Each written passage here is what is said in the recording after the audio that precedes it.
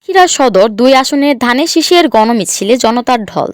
সাতক্ষীরা থেকে সহকর্মী মোহাম্মদ হাফিজের পাঠানো তথ্য ভিডিও চিত্রে কণ্ঠে আমি সুমাইয়া মুস্তাকিম আফিফা আছি আপনাদের সাথে। সাতক্ষীরা সদর ২ আসন ও সদর উপজেলার ১৪টি ইউনিয়নের বিএনপি নেতাদেরকে নিয়ে একটি গণমিছিল বেরিয়েছে।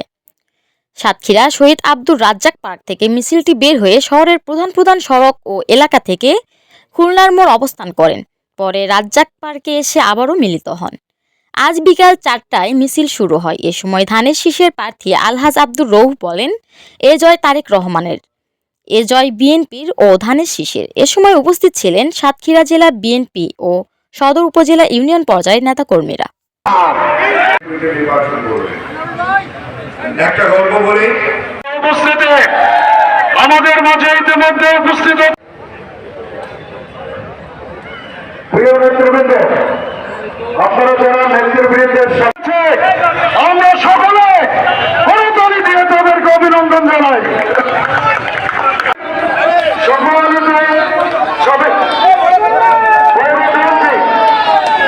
শের আলী ভাই, আব্দুল্লাহ মামুন রাজি সঠিক নেতৃত্ব মনে করে